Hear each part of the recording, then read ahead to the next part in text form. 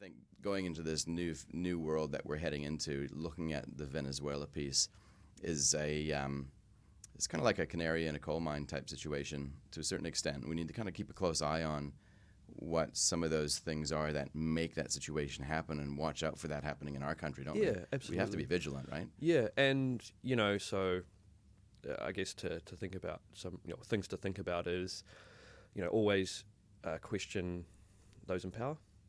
You've got a case in the US and where you have President Trump out there who has very much rewritten the rule book on being a leader. He's made America great again. Yeah, absolutely. Have you noticed that?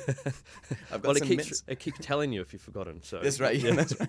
No, I've actually, when we were in the States recently, I bought this pack of mints, which have a picture of Donald Trump's face in there with his cap. He's probably on one of his golf courses. Make America great again. And it's you have one of these mints. Honestly, as soon as I tasted one, I drank the Kool-Aid. I'm a Trump supporter now. They weren't really. They weren't impeachments. That's right. Hey, that's good. Did you just make that up? Yeah. That's actually pretty freaking awesome. Yeah. So I guess on that, it can be a slippery slope from having a leader that... So I'm still just marveling at that joke. Maybe they were impeachments. Sorry. It's going to take me a while to kind of stop marveling from that. Well done, Jeremy. Okay. Yeah, so economists can be funny. Look at that. Yeah. Yeah, I guess the point there is, it can be a very slippery slope to have someone in power who attacks media. So those are the people that, part of their job is to question. Yeah, keep things independent. Yeah, who goes to quite some lengths to attack detractors or political rivals. Now, in any political system like ours, you've got an opposition. They're always going to have a go at the government, and vice versa. And that's part of a democracy. It's that's part of holding the government to account. But some of the things can move to going from typical normal holding something to account to undermining, I guess, independence and democracy. So those are the sorts of things you'd want to keep an eye on. You push any leader to their extreme, and the outcome isn't grand.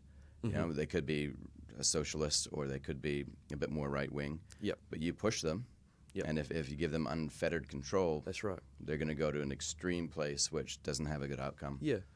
So look out for things like, do you have proper checks and balances in place? So in New Zealand's case, in Parliament we have question time.